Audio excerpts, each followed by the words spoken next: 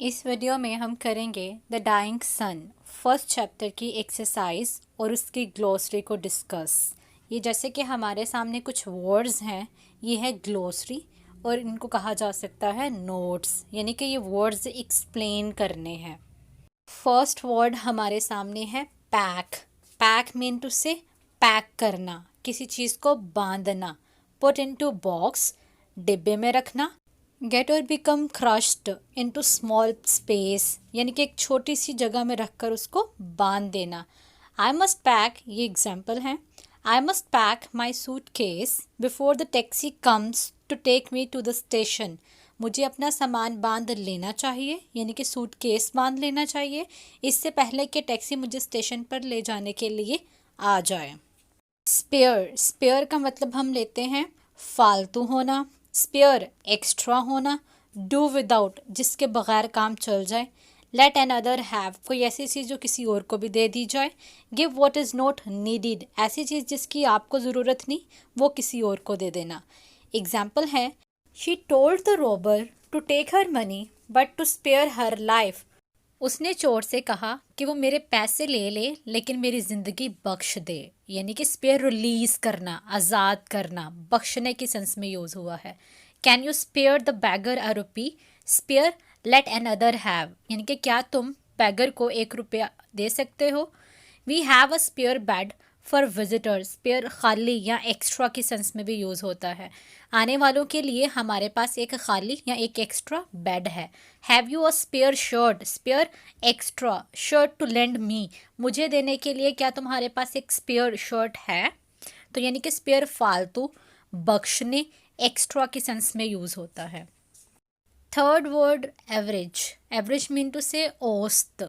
Number got by the addition of separate numbers and division of this by a number of such numbers। यहाँ पर mathematical form में बात हुई है कि कुछ नंबर्स को ऐड करना, उसके बाद उनको डिवाइड करने से एक जो आपको एवरेज अमाउंट हासिल होती है। व्हाट इज़ नॉर्मल और रिप्रेजेंटेटिव? ऐसी चीज़ जो नॉर्मल हो और रिप्रेजेंट करने के काबिल हो। His work is about average, यानी कि इसका काम एवरेज था या एवरेज है। और बिलो और अबव एवरेज, यानी कि एवरेज से मीडियोकर से थोड़ा सा ऊपर या थोड़ा सा नीचे होना, यानी कि दिखाने के काबिल होना। रेयर, रेयर होता है नायाब। नायाब ऐसी चीज़ें जो कहीं कहीं पाई जाती हो या कहीं कहीं आपको देखने को मिले। सेल्डम, शाज़ो नाज़र। नॉट ऑफन, जो अक्सर दिखाई देने को नहीं मिलती, यानी कि नायाब। Next slide. रेडिएशन, रेडिएशन होती है शुआएं, किरणें। Giving out rays of light और हीट, यानी कि रोशनी या हरारत की किरणें। कमिंग आउट एज रेज, जो किरणों की सूरत में आती हैं। इन ऑल डायरेक्शंस, तमाम सिमतों में। फ्रॉम मिडल पॉइंट, यानी कि एक ही पॉइंट से जो तमाम डायरेक्शंस में आती हैं शुआएं। इसके एग्जाम्पल है सूरज, यानी कि सन। सन जब इमिट करता है लाइट तो वो एक ही पॉइंट से तमाम डायरेक्शंस में इमिट करता है लाइट। ऑर्गेनिज्म होता है लिविंग बॉडी, यानी कि living body having parts dependent upon one another. एक लिविंग बॉडी जो दूसरों पर डिपेंड करती हैं, एक दूसरे पर डिपेंड करते हैं। रिप्रोड्यूस, रिप्रोड्यूस पैदा करना। Generate, create. Increasing number of one sort by having offspring, offspring baby, यानी कि अपनी ही किस्म के और लोगों को पैदा करना, अपनी तादाद को बढ़ाना एक बेबी के थ्रू। कॉम्प्लेक्स, कॉम्प्लेक्स होता है मुश्किल, पेचीदा। नॉट सिंपल, जो सादा ना हो। हार्ड टू गेट क्लियर, जिसको समझने में मुश्किल हो। और स्ट्रेट कॉम्प्लेक्स मशीनरी, यानी कि जैसे कॉम्प्लेक्स मशीनरी होती है मुश्किल से ऑपरेट होने वाली मशीनरी। कॉम्प्लेक्स आर्ग्यूमेंट होते हैं जिनको समझना मुश्किल होता है। कॉम्प्लेक्स सेंटेंस, पेचीदा सेंटेंसेस होते हैं जिनको समझना मुश्किल होता है, यानी कि मुश्किल और पेचीदा ऐसी चीज़ जो सादा ना हो उसको कहते हैं कॉम्प्लेक्स। प्लानेटरी, प्लानेटरी होता है सियारों का निज़ाम। ऑफ प्लैनेट्स, जिसमें सियारे हों। प्लैनेट सियारा हो। ये क्या है? A star moving around the sun, ये कैसा स्टार है जो सूरज के गिर्द चक्कर लगाता है। स्पेस, स्पेस यूज़ होता है गुंजाइश, या जगह के सेंस में, that in which all physical things have their being, यानी कि जिसमें तमाम फिजिकल थिंग्स, हर चीज़ जहाँ पर खड़ी है बैठी है वो एक स्पेस रखती है। अ स्पेस ऑफ 100 यार्ड्स, यहाँ पे बताया कि 100 गज की एक जगह। We should have enough space between the houses, हमें घरों के दरमियान काफ़ी जगह रखनी चाहिए। इन ओपन स्पेस या खुली जगह, यानी कि स्पेस यूज़ हो रहा है गुंजाइश या जगह के सेंस में। कैलकुलेशन, कैलकुलेशन मीन्स अदादो शुमार। Something worked out by mathematics, यानी कि मैथमेटिकली कुछ करना। Decision as to effect event, एक ऐसा फैसला जो किसी बात को इफेक्ट करता हो। बाय बैलेंसिंग रीज़न, यानी कि रीज़न को बैलेंस करना, बाय बैलेंसिंग किसी चीज़ को बैलेंस करना, उसके लिए कैलकुलेशन करना। A calculating machine, a rough calculation. Next है milky way. Milky way important, जैसा कि हमने पढ़ा था कहकशां, कहकशां the galaxy, the shining countless stars, एक स्टार्स का ग्रो जो काउंटलेस हो। And nebulae stretching across the night sky, nebulae mean an immense cloud of gas, यानी कि गैसेस का एक बहुत बड़ा बादल जो कि आसमान पर फैला हुआ है। इस ग्लोसरी को डिस्कस करने का मकसद ये था कि हमें पता चले कि एक वर्ड एक ही मीनिंग में इस्तेमाल नहीं होता, एक वर्ड के एक से ज़्यादा मीनिंग्स हो सकते हैं। जैसे हमने पढ़ा था स्पेयर, स्पेयर कर देना, छोड़ देना, स्पेयर फालतू, spare extra.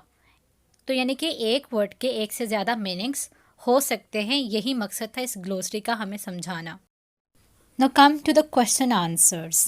First question, how is it that a star seldom finds another star near it? मतलब seldom कभी कभार, नायाब होना, बहुत कम होना, एक स्टार दूसरे स्टार के करीब आए, ऐसा बहुत कम होता है, क्यों? तो ये हमने पढ़ा था बिकॉज ऑफ द डिस्टेंसेस, कि एक स्टार का दूसरे स्टार के दरमियान बहुत ज़्यादा फासला है, जिसकी वजह से ऐसा बहुत कम होता है कि एक स्टार दूसरे स्टार के करीब आए। यानी एक स्टार के दूसरे स्टार के करीब ना आने की वजह इन दोनों के दरमियान में पाया जाने वाला फासला है। Question number 2, that is very very very important.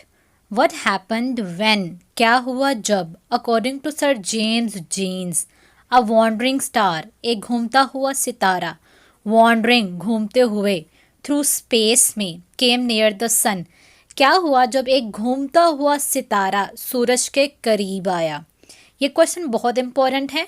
तो ये सारा इवेंट हमने डिस्क्राइब किया था कि यूं ही एक स्टार दूसरे स्टार यानी कि सूरज के करीब आया तो स्टार ने सूरज की सतह पर कुछ वेव्स पैदा की जो वक़्त के साथ बहुत बुलंद से बुलंद हो गई कि एक पहाड़ की शक्ल इख्तियार कर गई और बहुत ताकतवर हो गई। लेकिन जैसे ही उस दूसरे सितारे ने सूरज से दूर होने की कोशिश की तो कशिश शकल की वजह से वो पहाड़ और वो लहरें टूट गई और वो टुकड़े स्पेस में गिर गए और उन टुकड़ों ने सूरज के गिर्द चक्कर लगाना शुरू कर दिया, जिससे हमें हमारा सोलर सिस्टम मिला। इसी क्वेश्चन में आपका क्वेश्चन नंबर 3 आ जाता है, what happened when the wandering star came nearer and nearer, जब सितारा करीब से करीब तर हुआ सूरज के तो क्या हुआ? यही वाकया। क्वेश्चन नंबर 4 भी इसी में आ जाता है, व्हाट आर प्लैनेट्स, तो हमने पढ़ा उसने जो टुकड़े फेंके उन्हीं टुकड़ों ने सूरज के गिर्द घूमना शुरू कर दिया, वो टुकड़े कहलाते हैं प्लैनेट्स और हमारी ज़मीन भी उसी में से है जो कि है तीसरे नंबर पर। How did they come into being, तो ये उस वाक्य के बाद सामने आए थे। एक हमने एडिशनल क्वेश्चन किया था, how did solar system come into being, वो भी इसी में आता है। तो यानी कि इन चारों क्वेश्चंस के आंसर सेम है। Question number 6, that is also very very very important, why is there no life on stars, और एक एडिशनल क्वेश्चन किया था, what is the temperature of stars. We have read stars are very hot. They are considered the collection of fires. यानी कि ये आग के गोलों की मानंद माने जाते हैं। Life is not possible on them because of the high temperature. तो इन दोनों का आंसर सेम है। Question number 7, that is also very important. Write a note on the beginning of life on the earth. और एक additional question किया था, how did life come into being? तो दोनों का आंसर सेम है कि ज़िंदगी एक सादा सिंपल ऑर्गेनिज्म से स्टार्ट हुई थी। किसी को नहीं पता कि कब कैसे और क्यों किस टुकड़े ने इसे जन्म दिया, लेकिन ये एक सिंपल ऑर्गेनिज्म से स्टार्ट हुई थी, लेकिन with the passage of time ये कॉम्प्लिकेट से कॉम्प्लिकेट होती गई। Question number 8 is also very important. Why is the universe of which our earth is a part so frightening? Give as many examples as you can. और ये इस तरह भी आ सकता है, वाई इज़ यूनिवर्स फ्राइटनिंग, कि यूनिवर्स फ्राइटनिंग हॉरिबल क्यों है। इसके हमने 4 से 5 रीजंस पढ़े थे कि stretches of time, littleness of earth, loneliness of earth, there is no sign of life except earth. ये सारी चीज़ें मिलकर इसको हॉरिबल बनाती हैं कि इसका साइज़ बहुत छोटा है, ये बहुत तन्हा है, वक़्त की बहुत वसअत है, और लास्टली कि जब हम सोचते हैं कि ज़मीन के अलावा लाइफ कहीं भी पॉसिबल नहीं है, तो भी ये इसे हॉरिबल बनाती है। Next question, question number 8, what in your opinion should be the conditions necessary for the kind of life we know to exist on other heavenly bodies? Do such conditions generally exist? दूसरी heavenly bodies यानी कि फल्की अजसाम पर अगर ज़िंदगी का वजूद हो तो उनके लिए किन शराइत का होना ज़रूरी है आपकी राय में, और क्या ऐसी शराइत वहाँ पर पाई जाती है? इसी में एक और क्वेश्चन है जो हमने एडिशनल क्वेश्चन भी डिस्कस करा था, what are the essentials of life, कि ज़िंदगी गुजारने के लिए कौन सी चीज़ों का होना ज़रूरी है। तो हमने पढ़ा था the most important is the moderate temperature to spend a life on earth or on other heavenly bodies. We also need other things like we need oxygen, we need food, light and air. So these are the essentials of life that should be present on earth or on other heavenly bodies. So now we have discussed all the questions that are present in exercise, and we also have discussed the additional questions during reading. So now it's the student's duty to learn all the additional questions and the questions that are present in the exercise along with the most important synonyms. After this, your chapter is completely ready. And remember one thing कि आपकी exercise में जो questions हैं ज़रूरी नहीं कि वो उसी स्टेटमेंट के साथ आए। देखिए वही क्वेश्चन हमने एडिशनल क्वेश्चंस के तौर पर भी प्रिपेयर करे थे, लेकिन स्टेटमेंट डिफरेंट थी। So the need is to understand the statement clearly. If you like this video, then do a comment and like. Thanks for watching my video. Subscribe the channel and hit the bell icon.